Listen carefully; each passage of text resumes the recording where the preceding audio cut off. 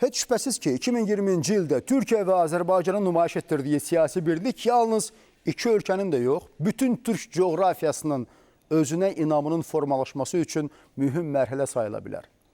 Zəngəzur dəhlizi, Orta dəhliz layihəsi və Türk dünyasının Avrasiya məkanındakı siyasi çəkisinin artması da birbaşa 8 noyabr zəfərinin yaratdığı geostrateji impulsdan qaynaqlanır.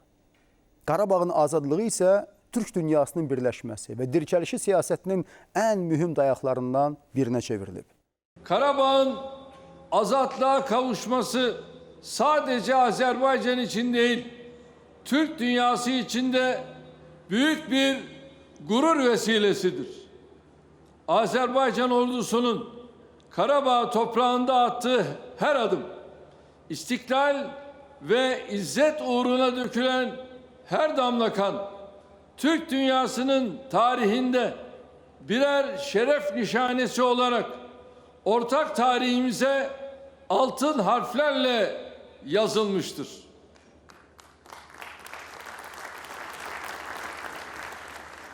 Bugün burada Azerbaycan askeri Türkiye'den gelen asker kardeşleriyle omuz omuza yan yanalar. Askerlerimize baktıkça iki devlet, tek millet şiarının ne demek olduğunu hepimiz görebiliyoruz. Şehitlerimizin birbirine karışan kanlarının üzerinde yükselen hürriyet sancağı Karabağ'ın dört bir yanında şanla, şerefle, gururla dalgalanıyor. Bugün Azərbaycan dostlarının əhatəsindədir. Zəfər günü və həmin gün Prezident İlham Əliyevə ünvanlanan çox sayılı məktublar, dünyanın ən müxtəlif ölkələrini keçirilən tədbirlər bunu bir daha sübut etdi. Türkiyə-Pakistan bayraqları hər zaman Azərbaycan bayrağı ilə yanaşı dalğalanıb. Zəfər günü münasibəti ilə Türkiyə və Pakistanda, eləcə də digər ölkələrdə, hətta uzaq Amerikada belə mühüm binaların Azərbaycanın üç rəngli bayrağı ilə bəzədilməsi, Türk Dövlətləri Təşkilatına üzv ölkələrin, liderlərinin, həmçinin TDT-nin öz adından Prezident İlham Əliyevin ünvanına daxil olan təbriklər dostlarımızın böyük qələbəyə olan ehtiramını ifadə edir. Ladies and gentlemen, 5 years ago, the courageous sons of Azerbaijan... Xanımlar və cənablar, 5 il əvvəl Azərbaycanın cəsur oğulları,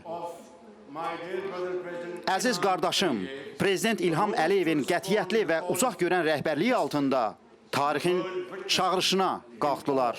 Bütün dünya təəccüblə onun şahidi oldu ki, Azərbaycanın cəsur silahlı qüvvələri öz ata-baba yurdlarının tacı olan Qarabağı azad etdi.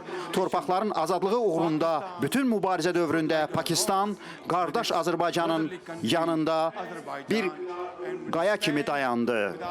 Bundan sonra da belə olacaq. For all time to come.